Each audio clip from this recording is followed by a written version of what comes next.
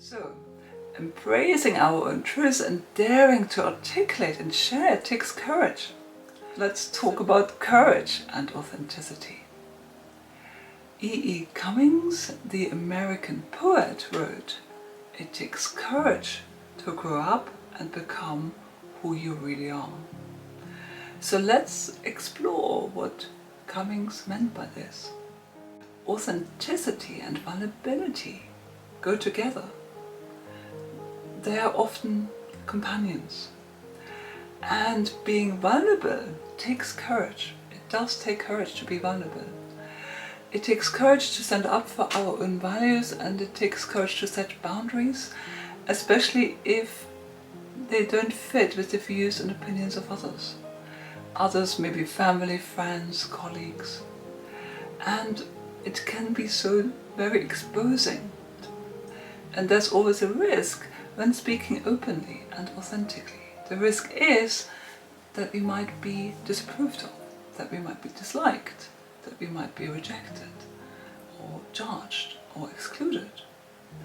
And therefore it does take courage to say, here for example, look, it doesn't feel comfortable when you speak to me like this, or I'm sorry I'm unable to help on this occasion, or I'm really sorry but my perception of this matter is very different to yours.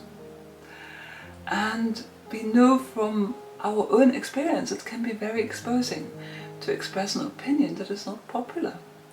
It can be scary and deeply uncomfortable when we are called to stand up for our own values. It can feel a bit like being naked when everyone else is fully dressed. So being true to our inner values requires us to withstand this deep discomfort of disapproval, conflict, and maybe rejection. And I must say I've experienced this quite a few times in my life, that standing up for my own values can break relationships. And for me the real pearl of wisdom in this is that authenticity demands accepting and loving myself even if others don't. And this means sometimes having to painfully let go of relationships, yes. But on the other hand, I also have experienced many times that speaking to my own values and speaking about my own truth can make and strengthen relationships, which is wonderful, a wonderful experience. So overall, I believe that being true to ourselves, our values, our boundaries is the key to living a satisfying and meaningful life.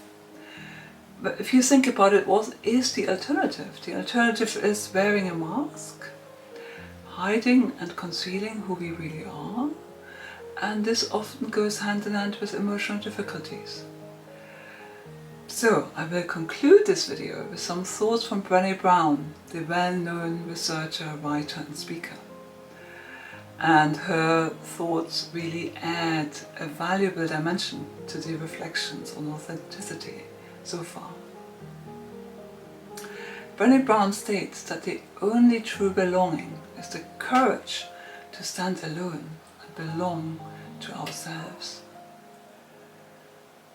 She goes on to say, this authentic connection underscores everything else and all other relationships in our lives.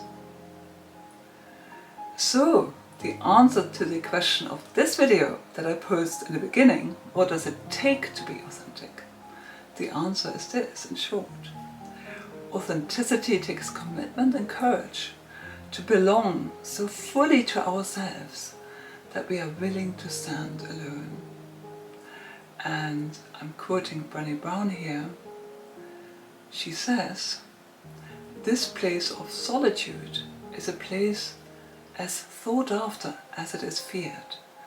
It is the bravest and most sacred place you will ever stand. So I hope that these thoughts and reflections will give you some inspiration. Speak your truth and hold to it. Next time life brings you an opportunity and challenge to do so. And I will leave you with a last thought. Accepting and loving yourself, even if others don't, is a real superpower.